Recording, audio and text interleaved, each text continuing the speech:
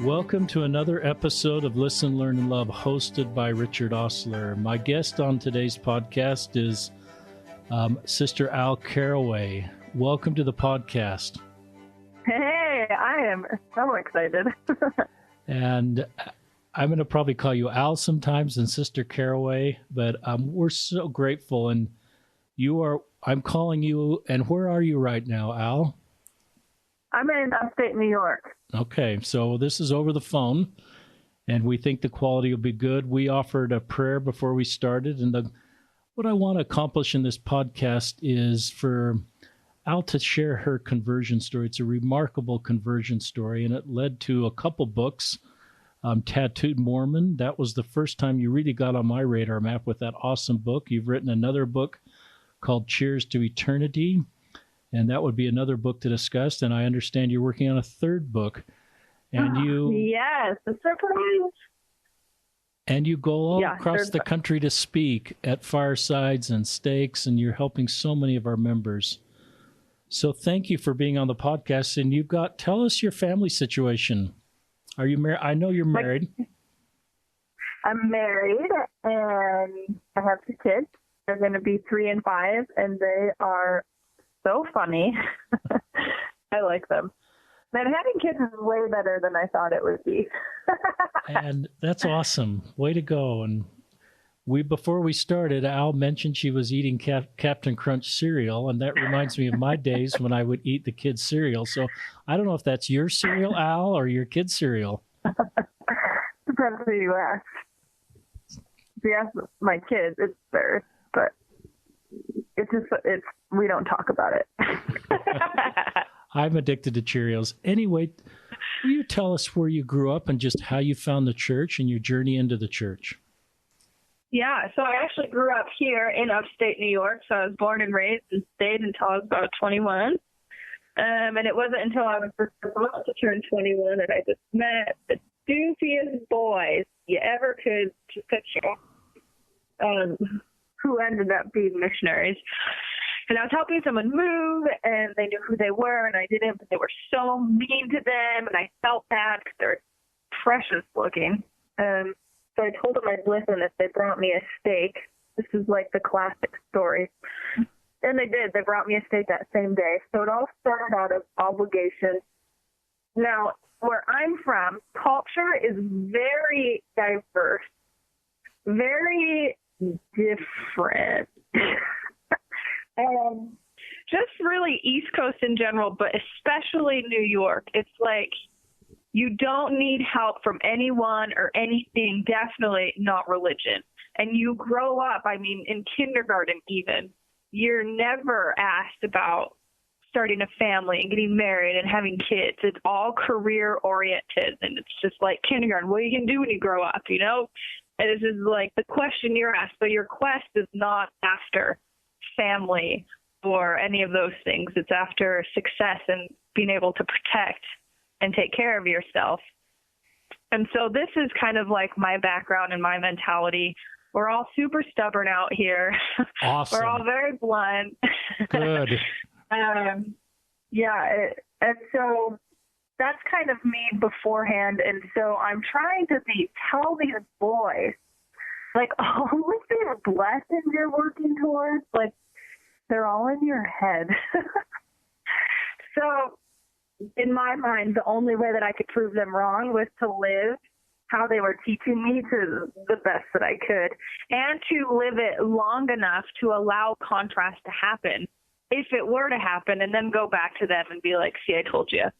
And then, the funny thing is about trying, and the funny thing about living the gospel is, you get blessings and you change. And so joke's on me because I got baptized. How long was it from when you, that steak dinner to when you were baptized? How long did it feel like? How long was it actually?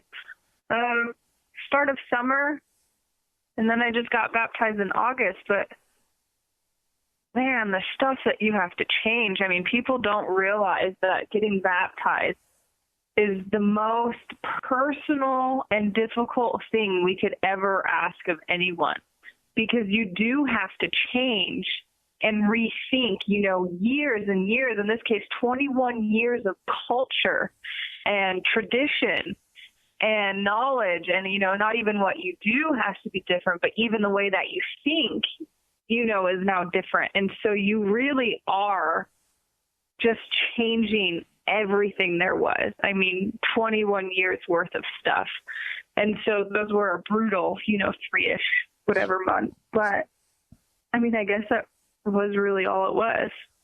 That's really honest. Do you remember, if I go back to your baptism day, tell us your baptism day. Do you know it off the top of your head? Yeah, August 22nd. It's also my wedding date 4 years later. Wow. This is a big day, August 22nd. What a great... And if I had met you on August 22nd, your baptism day, and I said, Sister Carraway, what were kind of the main doctrines that kind of drew you, or teachings that drew you to the church that are central to you? What would you say? Do you remember? Or what would you say now? Well, I'm here up in about 20 minutes from Palmyra. So one of the first few things I've ever learned about, or the biggest focus was Joseph Smith and the Book of Mormon.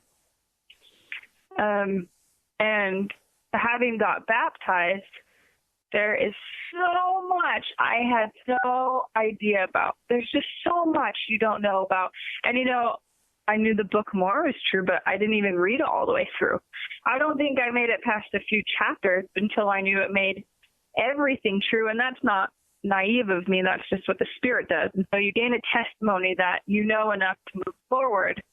And then you learn and you gain smaller testimonies as you go about, these other principles and whatever. And so really, I love Joseph Smith.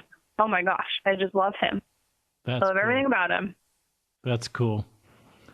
And that's where my testimony is too, is around the Book of Mormon and the truthfulness of that and the restoration. Other thoughts? No, that was really it, because I'm sure this might have been your next question, but I got baptized and I'm thinking, wow, if I thought life was pretty good before I got baptized, when I was God, I am unstoppable. And then I got baptized. That's great. And then my life fell apart. Tell us about that. And most times, the only thing I felt like I did have were my scriptures. All of my friends, they wanted nothing to do with me and what I was a part of. And my dad, oh my gosh, the closest we could ever imagine. I saw him every day. I would tell him everything, and I didn't hear from him for years. He made me pick, and that's not really in his character to have made me do that, but I don't think he thought I wouldn't have picked him. Uh-huh. And then I think when I didn't, it hurt him enough to drive him away and keep his end of the, deal. And I didn't hear from him. I didn't hear from most of my family for a while. Wow. And it was brutal. Wow. I just remember thinking, man, I feel like I'm being punished for doing what I thought was the right thing. And, this isn't what the missionary taught me it would do. And, my dad, he says, this church, who, I just found out about, not too long ago, it's tearing our family apart. And it's like, man, what happened? I thought I was doing it. I thought, this is where it got better. And it wasn't. I didn't know loneliness until I joined the church, and I didn't know judgment, mostly coming from New York, of all places, until I joined the church. I didn't know, all of these things until, I decided to get baptized. Thanks for being so honest, Al. I think that helps other people that just think everything's going to be hunky-dory. And it sounds like it was far from hunky-dory for you. And how did you navigate that? I love you said I turned to the scriptures. What else did you do to sort of hang in there during this really tender time? Well, like I said, I was starting from scratch. I really did have to guess my way through everything. I didn't even know if I was praying right. I didn't have a support team to tell me this is how you do it. You will never hear me say nourish and strengthen in a prayer, because that's not how I learned to talk to God. I learned to talk to him by saying, what is going on? I don't like this. This doesn't make sense. And I learned that through those honest pleadings and my really vulnerable experiments through trying to figure this out completely by myself, that I was able to get to a point to keep going the next time things were hard or didn't make sense. And so it was a lot of experimenting, and it was a lot of hope at first that God really is as good as I was told he was. And so it took one time, and unfortunately right out of the gate it was like the hardest one. But it takes, sometimes it just takes one time to allow ourselves to give God the opportunity to be God. And that's hard for us to do. Wow, I love that. But are we allowing ourselves to give him the opportunity to show us how great he really is? And I knew that if I was ever going to learn, is God really good? Now's the time for him to show me, this is it. And so, just like gaining a testimony, I was going to keep going, and I was going to keep going long enough to allow change to happen if it were to happen. And I was going to keep going long enough to allow blessings to blossom if they were to blossom. And,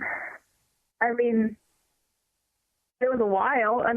Depending on what we'd ask about, what about your dad? Well, that was something, that's still in the making sometimes. But other things come together, and I do believe that if we just walk on those unexpected and unwanted and uncharted paths, we do see that things are better than what we had in mind.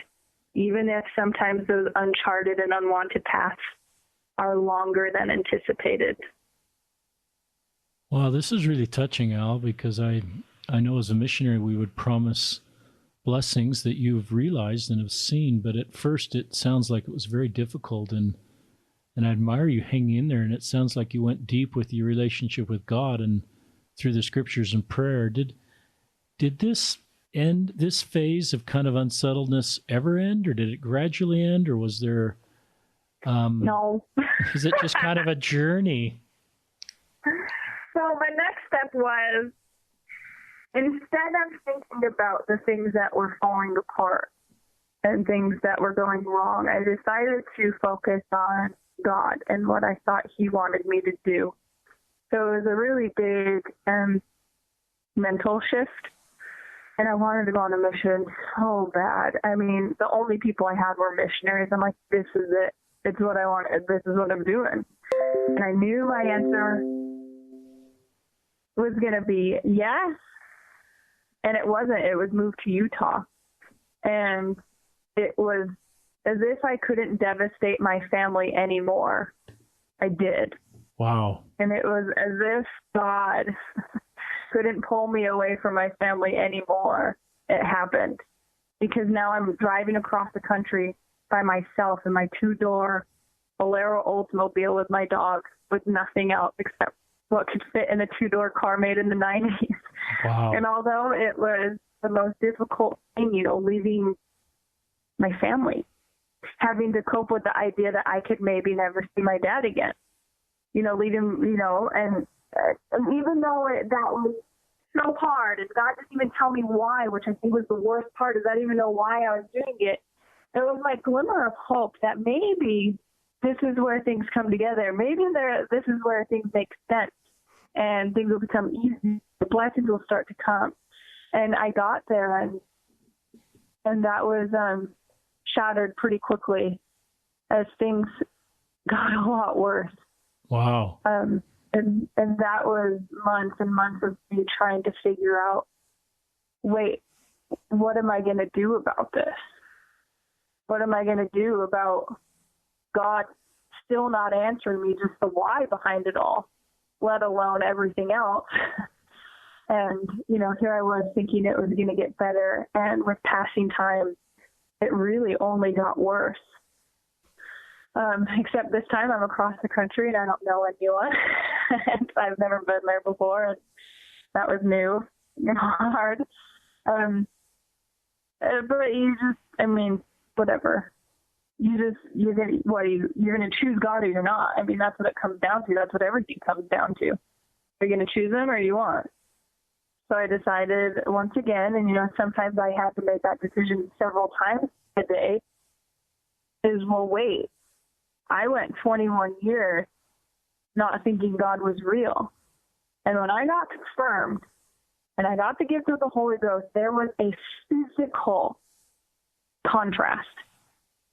So no matter how tempting it is to do this all too familiar dance with the adversary, where you get angry and you get offended either by God or by others, no pathetic attempt from the adversary really can take away from the reality of what I did feel when I got confirmed. And so I held on to that, and I'm like, wait, he showed me he was there before. He's got to do it again at some point. So I chose him.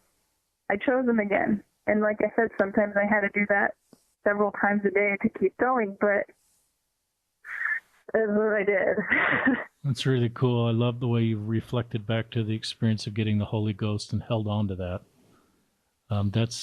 That's very courageous. So keep sharing. I love hearing this, Al. So you're here in Utah and things are even harder. Tell us more. No, it's hard. how do you explain a different culture? I lived in Utah for 9 years and I love it. You adjust to it.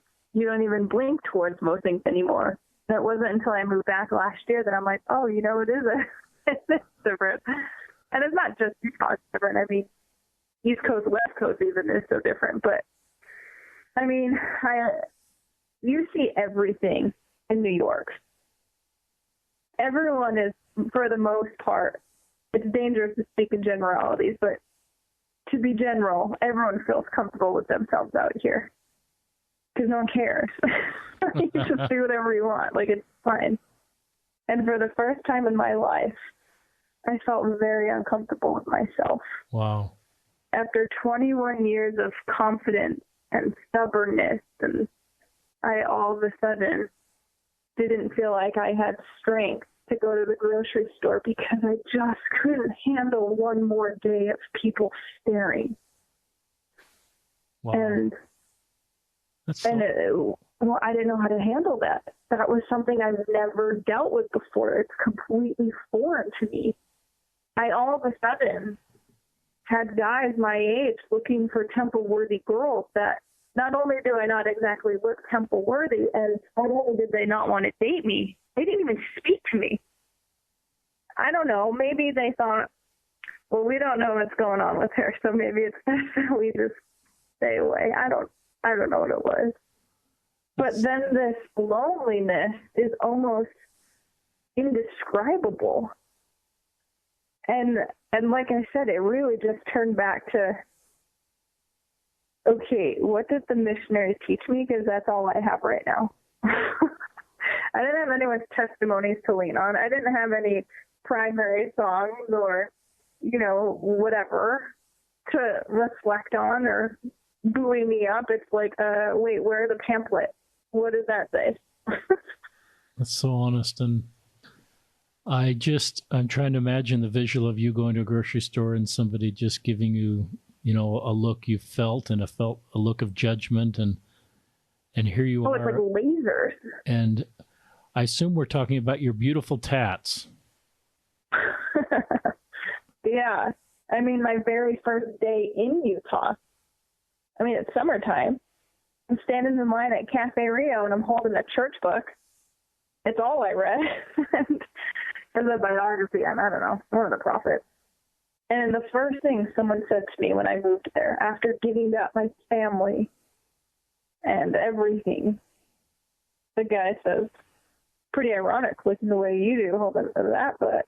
Oh my God. And it was in moment that my heart just shattered. It's like, wait, what do you do with this? In New York, in other places, or maybe just my singles ward branch in New York, I mean, you hear ward family. That is literal. I mean, that's just who you have. And I was so excited to be completely surrounded by that. But then it was who I thought my brothers and sisters would be were the ones treating me this way. I'm just so sorry. And like I said, I mean, it's so painful. What do you do? So, did you come close to leaving did you come close to saying, I've done the best I can, this church just isn't for me? No. Wow. No. I never thought about quitting in the sense of quitting the church, but I did have thoughts of, well, why don't I just go back where things made sense and where things were comfortable? Or, I have things that would stop me. I mean, there's one thing I know about the adversary. He just stops you from doing what you're supposed to do. And sometimes it's not about doing bad things. Sometimes it's just standing still. And when I realized, all I wanted to do was stay in the house when I first moved there, I realized, wait, that's not God. And so it was easier to navigate that way. And so really the whole time through struggling, it was me trying to figure out how am I going to be productive with this? Because I didn't just sacrifice all that and go out there to stop. That's cool. That is really cool, Al. How am I going to be productive? What am I learning from this? And here you are wanting this family, this ward family, to be duplicated on a much grander scale and following God's impressions to Utah. And it's sort of like, I can see you in that Cafe Rio line, Al. I can somehow just see that long line, maybe 20 people ahead of you, and you're, wow. I think one of the things I love about your story is you've had difficult parts of your journey into the church and you've stayed. And I think it gives, as you know, in all your speaking and writing, it gives people perspective and principles to say, well, if Al can stay, she's gone through some pretty difficult stuff, then maybe I can follow her example and stay close to God and remember the feelings I felt and stay. And recognize there's a difference between our church and our... People are like, oh, I thought I had it bad, and then I heard your story, and I'm like, well, you're welcome. So tell us... I don't know, but... I'm remembering in our YSA ward, a young man who joined the church with tats. He had 26 or 27. We talked, one of his tats was... His last tat was his day of his baptism, but he went and did baptisms for the dead, and he told me, he said, Bishop, some of the sisters there mean-mugged me. And, they gave him the same look you've been given. And it was difficult for him. But like you, he had a deep enough testimony to sort of navigate that. And, but it was painful for him to be mean-mugged on his first day in a temple, as some of the temple workers sort of gave him the look and made him feel not worthy. Talk about this book. So and that could be a long... The lasers is what I call it. And it's interesting because I feel like when you are in such a high population of members, people who have tattoos or look different, to me, in my situation, people didn't look at me, and the thought never crossed people's mind is, oh, she's a convert. Or... oh, she's not even part of our religion. People would look at me, and they tend to look at people that are different and say, oh, they grew up in this church, and they are actively going against my God who I love. And so they're offended, and they're in protection mode. And so it's just kind of interesting that I noticed that there is no, it's just the go-to thought is, oh, they were raised in the church and they're doing things that they taught not to. They must hate my God who I love. And so I had to realize, instead of getting mad and hurt, I try not to use the word offended because I feel like it takes the blame off the person who should be blamed. I say hurt. instead of feeling those things, because those can be all-consuming things, that, well, I just decided to look at it differently. I always feel like there's a different way to look at it. And so I'm like, well, maybe they just haven't learned that lesson yet. You know, maybe I can't get mad at them if they hadn't learned that yet. And maybe I could be the one to teach them. And like I said, that was a long process. I mean, when I first got there and I was still trying to figure out, wait, how do I do this? You know, I would go to the store and we have 105-degree summers, and I'm wearing a long sleeve shirt until I figured out how I was going to react and how I was going to try and teach and cope, or maybe get to a point where I don't even notice it anymore. And so that was the one-on-one thing with God. And really what it came down to is believing how God sees me is true. And I needed to feel that. And those took some really long looks in the mirror and a lot of priesthood blessings and a lot of, you know, that intimate one-on-one time to get to that point. So one of my priesthood blessings, I mean, they said it's completely irrelevant to this specific situation. I just got in one and it just happened to mention this. But he says, God does not see any of your tattoos. To him, they are completely gone. And I think that's a part of the atonement that we don't fully understand. That sometimes we think that we do something wrong and he forgives us and he chooses to look past it. When in reality, it's like they just don't exist. And when I heard that he doesn't see them, and if he doesn't care, then I don't care. And if I don't care, then anyone can look at me however they want, and I just don't care. So that's cool. The point where I got to. That's really cool. I love that in the moment of hurt, and I think hurt's a primary human emotion that we need to honor in ourselves. You were reflective enough, and maybe it didn't come day one in the Cafe Rio line, but you were reflective enough to say, what's going on with them to cause them to say that?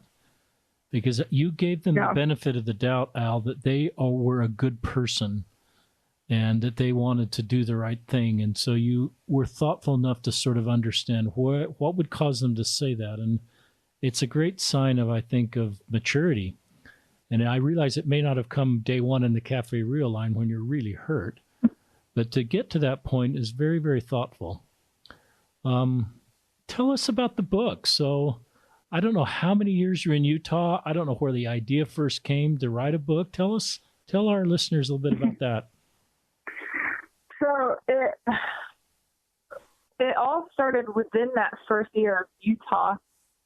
I realized something ignorant about myself. And that is, it never occurred to me that people had the gospel and didn't do anything about it. It rocked my world. And I know that that's so ignorant, but going my whole life without it and then having it and seeing that contrast, it just never occurred to me. It's like, what? People know there's God and they just choose not to talk to him? Like, that didn't add up to me. And it's like, wait, I just gave up so much for the Book of Mormon and people just don't read it. Like, it wasn't even a thought.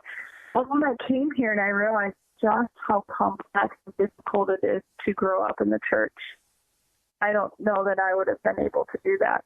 Interesting. I feel confident that I wouldn't have been able to do that, to not have that contrast, to just have it always there. I would have been the same way. And then I realized, wait, you can go to church every Sunday and not believe any of it. I learned that pretty quick. And so just by observing and listening and being a people watcher, I realized this is so complex. And it's not just me. And so I started to blog is how it all got started. And I started to blog, that Cafe Rio story I wrote about almost 8 years ago. I got over 1 million views in half a day. And I remember thinking, wait, there's something to this. And I remember thinking, it's not because they're also covered in tattoos and that also happened, but I realized if we think that people don't feel the same way we do, well, we're wrong. that's more ignorant than what I was thinking originally. We all feel the same. And so I decided I had to talk about it because I didn't know anyone else at the time who was. And to me, lucky to be a New Yorker, I don't care. I have no shame. I'm really good about being blunt. And that was actually probably one of my best talents is my New Yorker. Good. And I started writing and highlighting not my experiences or my story. I never want it to be about my story, but it's what I felt. Because I want people to see themselves in me in a sense of, wow, I've yelled at God too. It's not just me. People just want to know that they're not alone in their feelings. They want to know, like, I'm not the only one that feels like they don't belong. I'm not the only one that feels like I don't know where God is. Or that I feel like I'm being punished for doing what I thought was the right thing. I want people to know that, hey, it's not just you that wonders where he is and if he cares still about you. And so I started writing that. And so my first book, More Than a Tattooed Mormon, is essentially, well, like, it's written in a story form, like you'll get the full conversion story, but it is written to those feelings. I wrote it in the sense I wanted everyone, no matter your age or your gender or your demographic, like I wanted them to be able to see themselves in me and these experiences, be like, hey, I felt that too. Here's what I learned and here's what I felt and here's what it brought me. So that's the first book. What year was it published? 2014, 15-ish. 15 maybe. So that's vaguely my memories. It's been out a few years, and I love the cover. I love all these pictures I see of you holding the Book of Mormon, and it's just a beautiful picture, and it's a beautiful story. Did the book surprise you about how successful it would be? Oh my gosh, yeah. I mean, we just released a second edition because it did so well. I mean, we added new chapters and gave it a whole revamp because it did so well. Yeah. And, you know, before then, I mean, before I even got married, I was already speaking. It was about the time I started the blog that I started speaking. So I've probably been about over 8 years, almost 9 years speaking. So they all went hand in hand. People would go and hear me speak, and they're like, we want more. So the book was just like a really good thing as a follow-up. And then, yeah, I mean, that's still doing well, and it's been a few years. And then my husband and I wrote about marriage and dating. That's Cheers to Eternity, and we wanted people to not tell them this is what you should do or that we're good examples, but helping them create a life to make time for what's important, whatever that is, and to not listen to anyone else's advice and to do the things that you want and feel prompted to do, which is kind of hard to do sometimes. But I feel like a pro at that, going against the grain. So that's just encouraging people to make time and to prioritize and to create the life that God intended us to have. How did you meet Ben? Huh?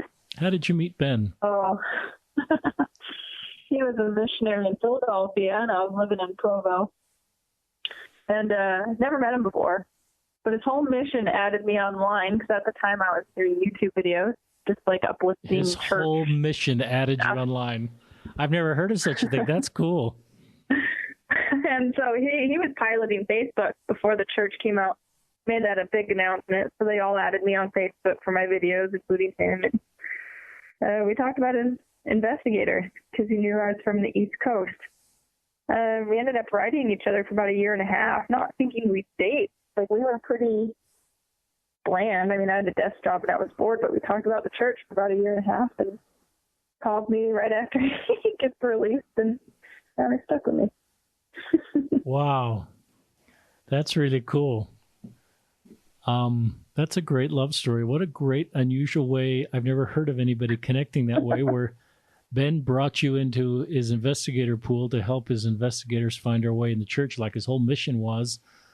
But he seemed to, have a real connection with you, and it's cool you wrote. So how long after he got home until you realized this was when you started to date, how long until you realized this is the real deal? Well, I was going to the temple about 3 times a week then. I was very single. And so I said to him, listen, you can either come with me or don't come with me, but I'm not going to not go to the temple. So he came with me, and within the second week of us knowing each other in person, we were doing feelings.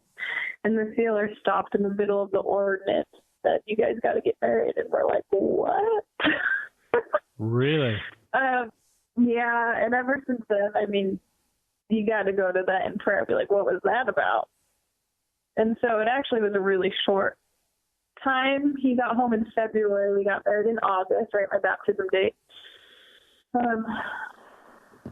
Yeah. That's great. I think the sealer jinxed it. You two just look great together. And when I see you and Ben come up on Facebook and your kids, I just think this is a beautiful couple. You look great together. And I love a lot of these pictures I see with missionaries in your home. It seems like there are missionaries from that mission in New York in your home all the time. And I love the way you tag their parents. And I'm thinking, if I'm a parent and my missionary son or daughter just got tagged by you, and I'm thinking, this is so cool. I love that part about your ministry. Yeah, we love missionaries. So this book, Cheers to Eternity, how long has it been out, Al? 2016 or 16, I think. So it's been out a few years. I don't know. It's been out a few years, and where can people get that? Amazon? 17. Oh yeah, Amazon, Deseret. Anywhere. Barnes and Noble. Most of them is around the West Coast. They're at Barnes and Noble. And what kind of feedback have you had from Cheers to Eternity? Well, we wrote it for people our age, newlyweds or those not yet married. And 90% of the feedback we heard from were people who've been married for 30 plus years. So it's been very surprising. And what are they saying? I assume they're saying this is helpful for our marriage and just giving us better principles. Well, yeah, I just think it's the subtle unconsciousness of taking for granted what we have. And that comes in so many layers, in so many ways. So that was good. I think that's one of the things you have this perspective on is what we take for granted. And one of the themes going through this podcast is interacting with lifelong Mormons. And you're not being critical, but you realize that, and I'm a lifelong Mormon, I don't have the perspective that a convert has about the power of the Book of Mormon, a relationship with God and living among the saints, and just some of the things that I've been taught, having a family that's in the church, and I don't have any of that tension you have with family members that are outside the church. And I think you really bring voice to what it's like to be on a different road starting out. And it gives you, you're giving perspective to me on some of the things I may have forgotten and take for granted. Yeah, I just don't know that. That's why I said I just would find it so difficult if I were a born and raised member, because you have that support system. You know, for the most part, you don't go through too many things completely alone, you know, with those things being challenged, because you have friends at church that can be like, well, what were we taught? What do you know? You know what I mean? This isn't challenged in the same way as a convert is, who, really is out there on their own. I wouldn't have learned 90% of the things that I've learned if my family were members. There's no way. That's cool. When you said as you were driving to Utah, I'm just imagining you driving in that car you described, and you didn't know why you were going to Utah. Your feeling was you would serve a mission, and then you felt an impression to go to Utah. At what point did you realize why you were in Utah? Oh, well, God shows us things every day that we're on the right path. And even now, 9 years later, I'm still seeing things come together where it's like, oh, even today, that wouldn't have happened had I not moved 9 years ago. So, I mean, it's so intricate. We do a really good job at limiting God. We just don't really understand. We give him a nice few adjectives to describe God, but we just don't really give him the credit of his vastness. But I don't know. Good question. I don't know. I'm still piecing things together from that one thing that I did. Do you think if you had not moved to Utah, you would have become an author in our church and No way. speaker? There's no way.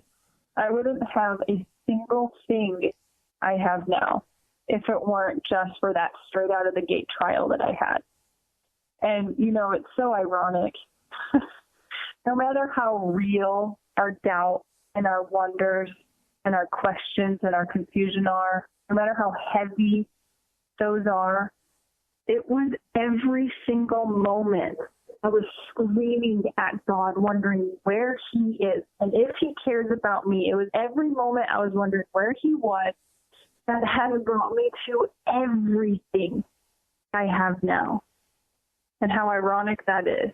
And that's where I'm trying to be more conscious of allowing myself to let God be God and to embrace the unexpected, knowing who is guiding me. Because, would I have anything I have now if it weren't for those things? No. There's no way.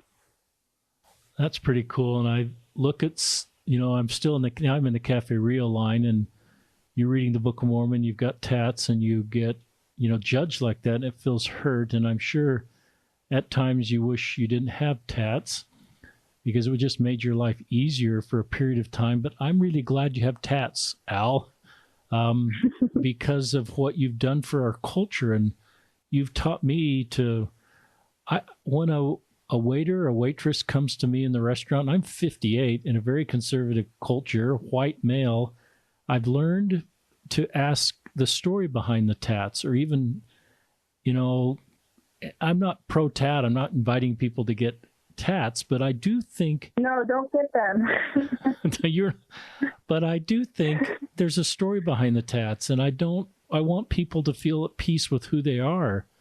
And so you've helped me to just not see people as do they have tats or not, but see their core goodness and not sort of judge them on some of these things. So it's really helped me, and I think you've helped our culture improve because of using this example of potential judgment. So I'm glad you came to Utah, and I'm glad you wrote this book, because I think it helps us to look inward so we can do better as a culture and better match the gospel of Jesus Christ.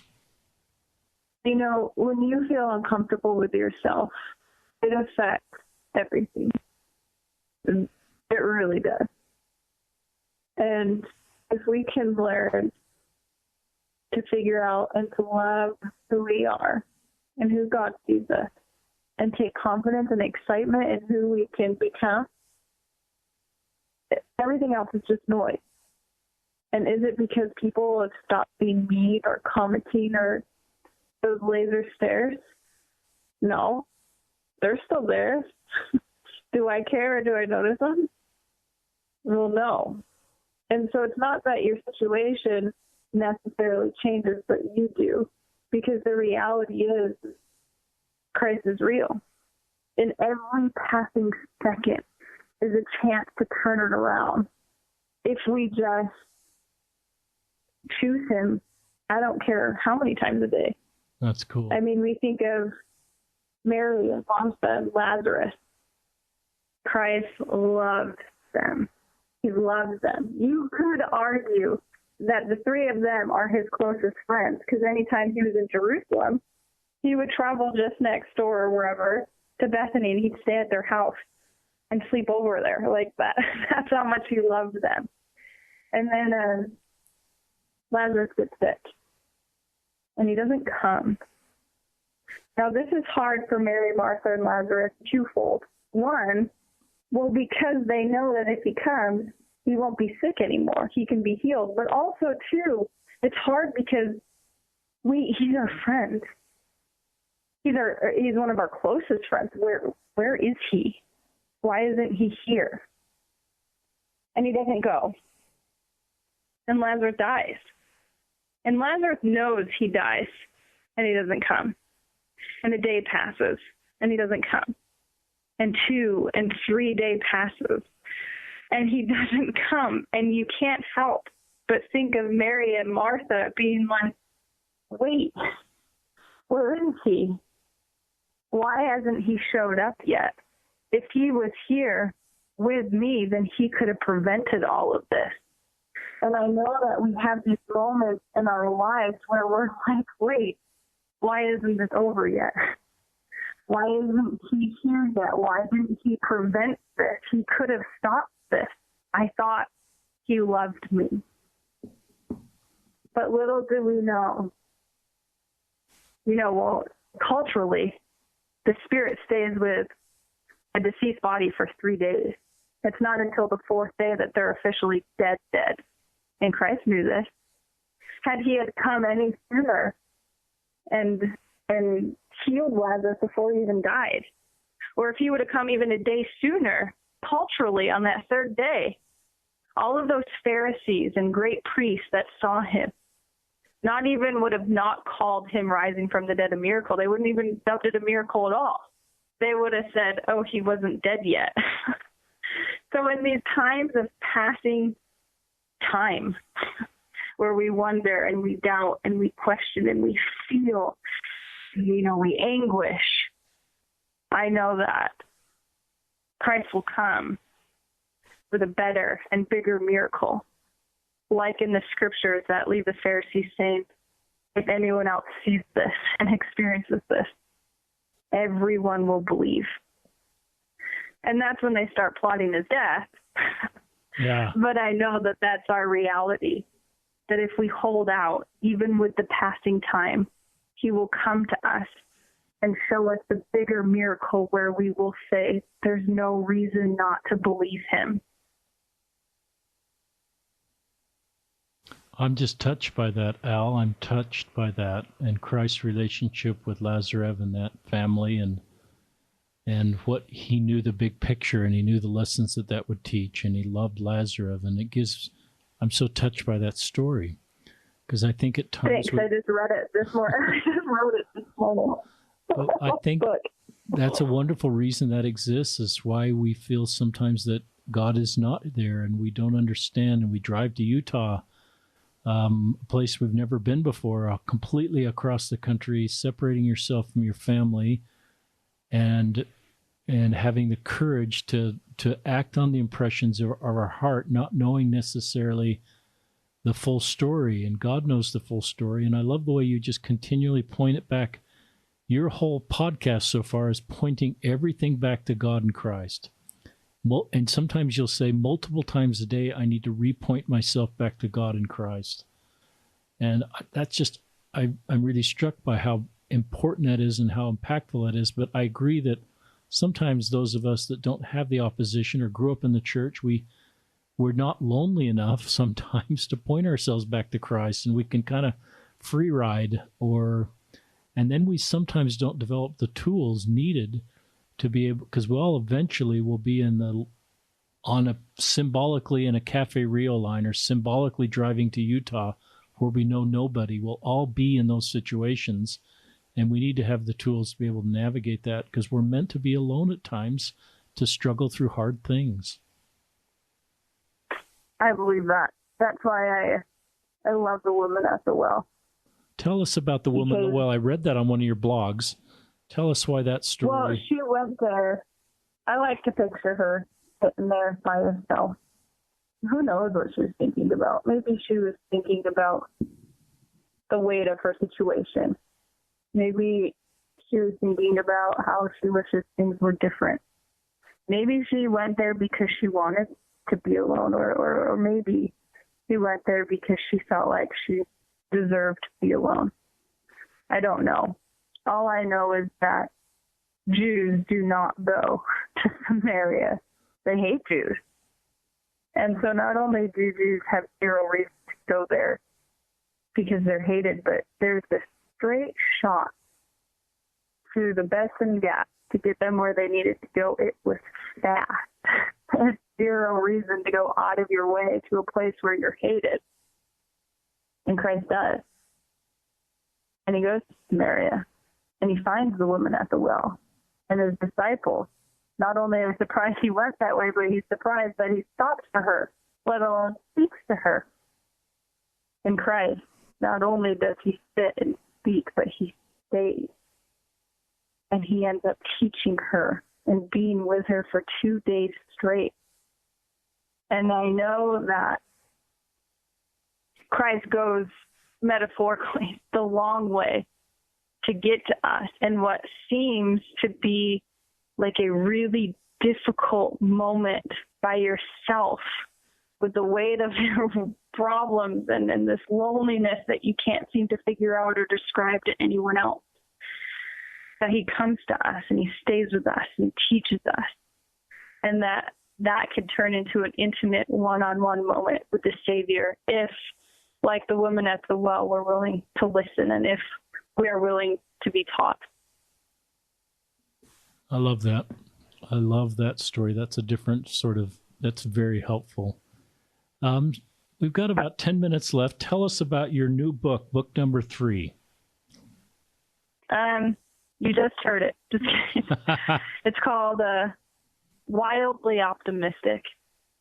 And the subtitle is Gaining New Perspective for Life's Challenges.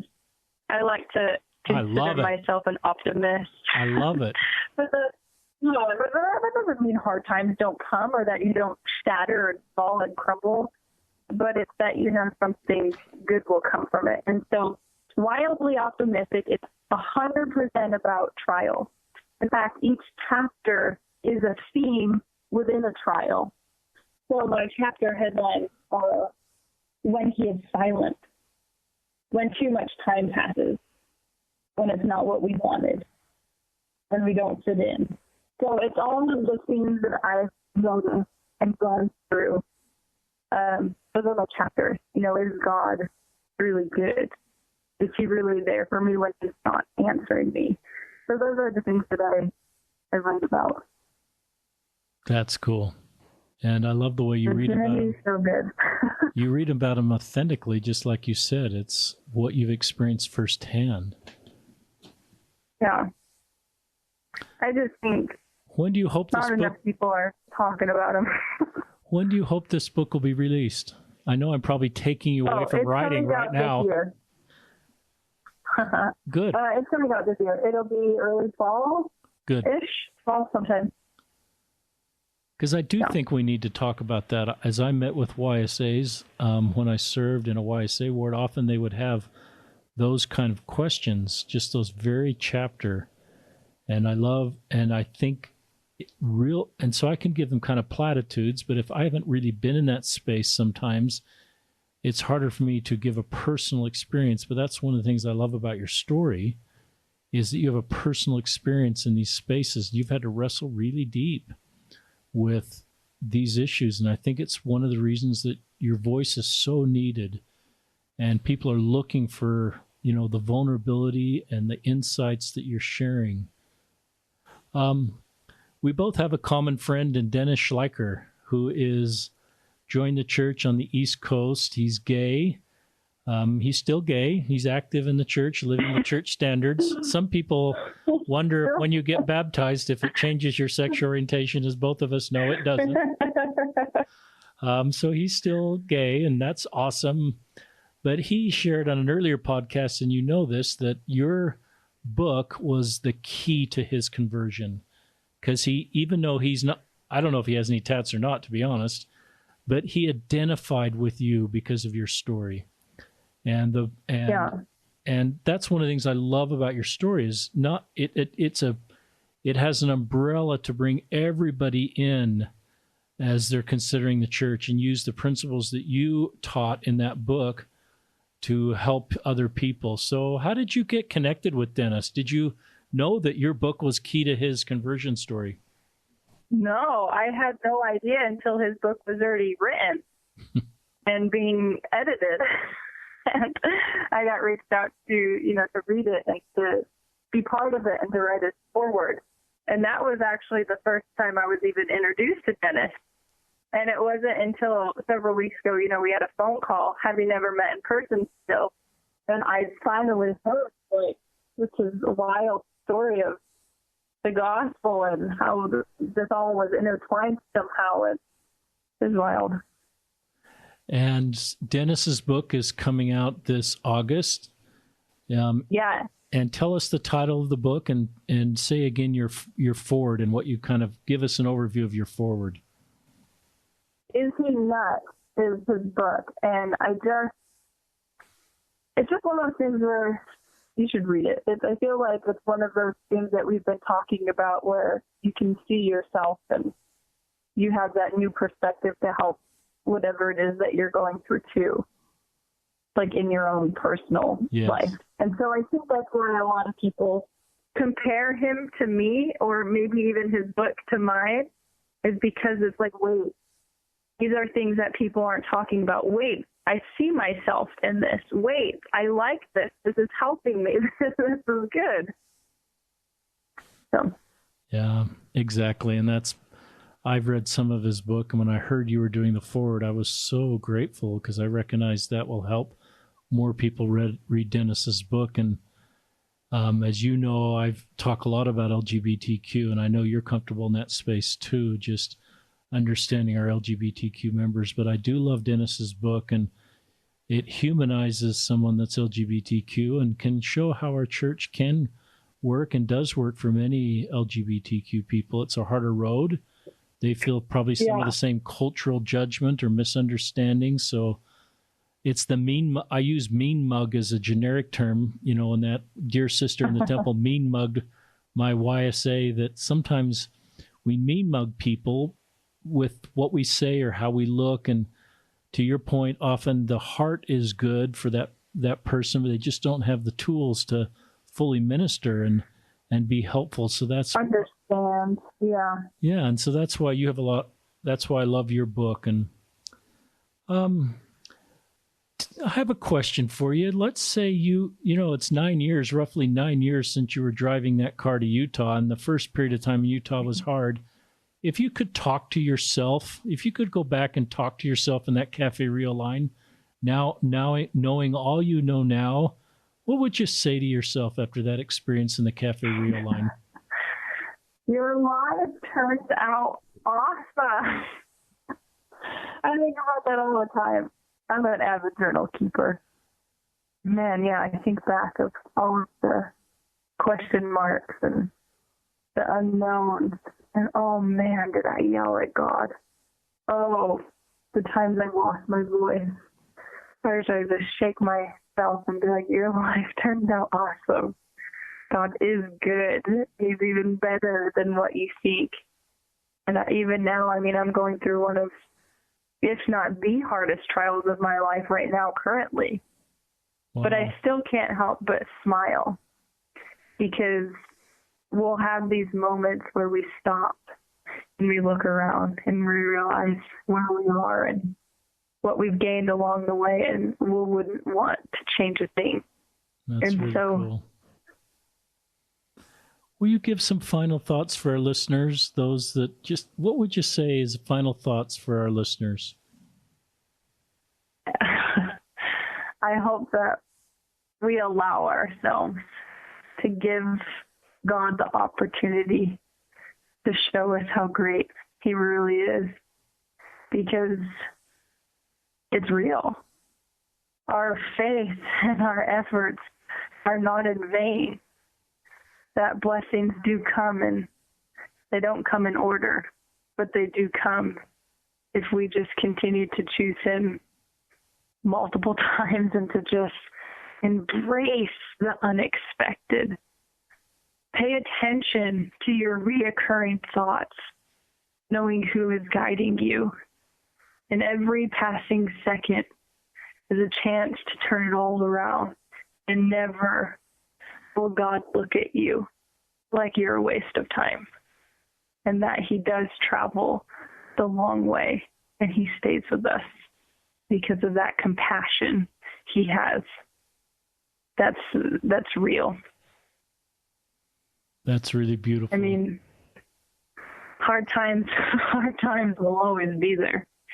That won't change. I mean, those weren't the last times I've yelled at God. Hard times will always be there, but so will Christ. And with him do we overcome and conquer every feeling of loneliness or heartache or temptation. You know, with him we overcome and conquer the world. And if we think Heavenly Father will do anything to stop us from overcoming and conquering, we're wrong. And if we think Heavenly Father will do anything to stop us from being happy, even in our trials, we're wrong. I mean, comfort is always there because Christ is always there, and he can be felt in the darkest and most confusing of times if you just turn to him and listen and choose to trust. And listen and choose to trust. We can all do that and turn to him.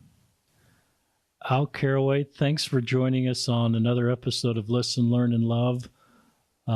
Thanks to your husband, Ben. You two are a great team. You have these two little kids, and I'm just looking forward because some people kind of are able to get their voice in our church and learn that they have a wider role and a greater influence, and that's come for you early. And I'm just looking forward to the next several decades of the good work you will do and your unique role in our church. And I would guess there'll be many, there already are, but there'll be more Dennis Schleikers that are reading or listening to your book on an audio on a long drive and say, this is my church and I can do it, Al, and the Prince. And I love our church. I believe in our church, and I believe that it brings people to Christ. And I love what you're doing in our church to help others. So I send you all of our listeners send you our love and support, that you will continue to feel sustained in your unique life mission. And we're excited to see this third book. Does the third book have a name yet, Al? Wildly Optimistic. That's right. You said that, Wildly Optimistic. And, you know, people can Google Al Carraway. She has a website, alcarraway.com, where I was just looking at many of the blogs that you've done. And it's a listing, and Al also speaks. So I think you're booked up already for 2019. But if people would like Al to come speak at a stake or kind of a larger event, she's willing to do that. And there's a form to fill out, but it doesn't surprise me. You're already booked for 2019. And you have a life, you have a husband and kids. So I think you're doing a good job of managing all that. And anyway, thank you, Al, and all of our listeners for joining us on another episode of Listen, Learn, and Love, hosted by Richard Osler.